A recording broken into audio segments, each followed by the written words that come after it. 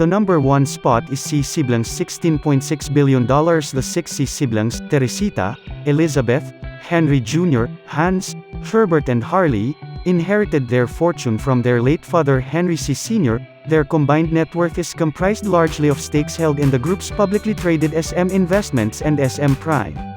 SM traces its roots to Henry Sr., who sold overrun shoes in 1958 at a store in Manila he aptly called Shoe Mart. Today SM is one of Southeast Asia's largest conglomerates, with interests in department stores, supermarkets, banks, hotels, real estate and mining. While daily operations are now managed by outside professionals, the siblings sit on the group's boards and guide SM's overall strategy.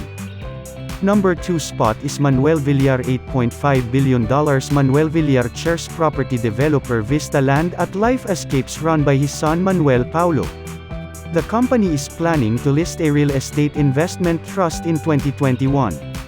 Villar's biggest asset is his stake in Golden MV Holdings, formerly Golden Bria, a developer of mass housing projects and condos. Villar also chairs mall operator Vista Malls. In 2019, he took his home improvement chain All Home public. In 2021, he listed his supermarket chain All Day Marts. Villar's wife, Cynthia Villar, is a senator in the Philippines. Number 3 spot is Enrique Razon Jr. $6.3 billion. Enrique Razon Jr. chairs International Container Terminal Services, ICTSI, the country's leading ports operator. International Container also has subsidiaries in the Asia-Pacific, Eastern Europe, Africa, and the Americas. Razon's grandfather started the business with a port in Manila in 1916, which his father rebuilt after World War II. Razon grew the business globally. The crown jewel of his hospitality firm Bloomberry Resorts is the Soler Resort and Casino in the Philippines. Number 4 spot is Lance Gokongwei at siblings $4 billion. Lance Gokongwei, pictured, and his siblings, Rabina, Lisa, Faith, Hope and Marcia, inherited their fortune from their late father John Gokongwei Jr. Their combined fortune is derived largely from stakes held in JG Summit, which has interests in airlines, telecom, banking, food, power and property. Lance runs JG Summit as its chief executive while his older sister Rabina is chief executive of Robinson Retail. Their portfolio also includes Universal Rabina, one of the country's largest F&B companies, started by their father as a cornstarch plant in 1957. In June 2021, Gokongwei acquired a minority stake in local pizza chain Shakey's Pizza. Number 5 spot is Jaime Sobel de Ayala $3.3 billion. Jaime chaired his family's Ayala Group until retiring in 2006 when his son, Jaime II, took over. Now Jaime's 7 children control more than one-third of the $3.9 billion revenue conglomerate. His grandfather started with a distillery in Manila, then expanded the business into banking, real estate, hotels, telecommunications, and education. Personal stats age 87 source of wealth diversified residence Manila, Philippine citizenship Philippines marital status married children 7 education Bachelor of Architecture, Harvard University. Did you know Jaime Sobel de Ayala graduated in 1957 from Harvard University with a Bachelor of Arts in Architectural Sciences? Number 6 spot is Dennis Anthony at Maria Grace Uy $2.8 billion. Dennis Anthony Uy and his wife Maria Grace founded Converge ICT Solutions, one of Philippines' largest operators of high-speed internet.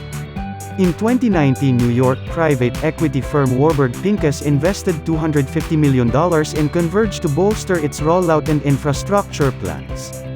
Converge ICT fixed broadband services now reach more than 9.6 million homes in 440 cities and municipalities in the Philippines.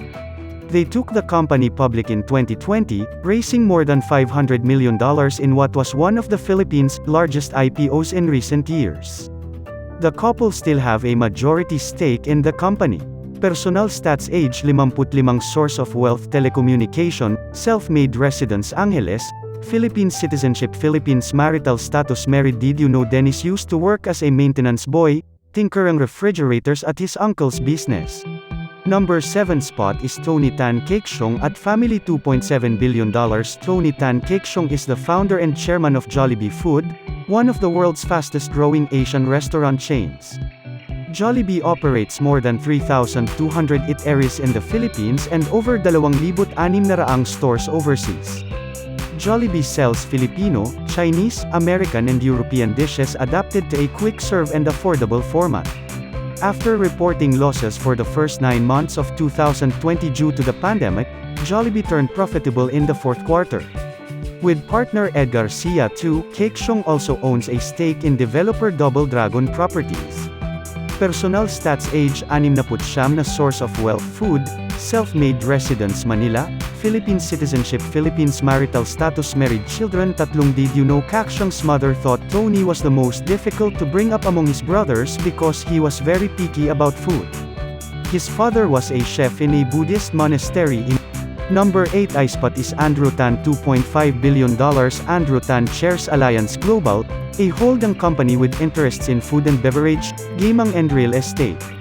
The son of a factory worker, Tan built his fortune developing large apartment complexes around Manila. Alliance Global runs Emperador, the world's largest brandy company by sales volume. Tan's son Kevin is Chief Executive of Alliance Global and Chief Strategy Officer of property developer Megaworld. Personal stats age 70 source of wealth diversified, self-made residence Manila, Philippine citizenship Philippines marital status married children 4 na education Bachelor of Arts, Science, University of the East. Did you know Tan's father splurged on a bottle of brandy at Tan's graduation from the University of the East in 1974, that was Tan's first time trying brandy. Number 9 spot is Ramon Ang $1.9 billion. Ramon Ang is the president and vice chairman of one of the nation's oldest conglomerates, San Miguel. Originally a brewer, San Miguel is now a leader in food and beverages, but the bulk of its revenue comes from power and infrastructure businesses. He also owns a substantial stake in Eagle Cement, which he took public in 2016. The company is increasing its capacity to 8.6 million metric tons. San Miguel is proposing to build a $15 billion airport and city complex at a 2,500-hectare location along Manila Bay. Personal stats age 68 source of wealth diversified, self-made residence Manila, Philippine citizenship Philippines marital status married children 8 education Bachelor of Engineering, Far Eastern University. Did you know Ang started out by fixing and selling used Japanese car and truck engines, subsequently with the late Eduardo Cojuangco he sold aluminum wheel. Number 10 spot is T siblings $2.2 billion. The T siblings, Arthur, Alfred, Alessandra and Anjanette, are children of late banking tycoon, George Tay, who founded Metrobank in 1963. The elder T later formed GT Capital, now one of Philippines' biggest conglomerates with interests in banking, auto, property development, power generation and insurance. The siblings' fortune is comprised of stakes held in the publicly listed GT Capital and Metropolitan Bank Trust. Eldest son Arthur chairs Metrobank. He was conferred the Asian Banker CEO Leadership Achievement Award for the Philippines in 2019. Personal stats source of wealth banking residence Philippines citizenship Philippines. Did you know Metrobank is now the country's second largest bank with more than 950 branches around the Philippines?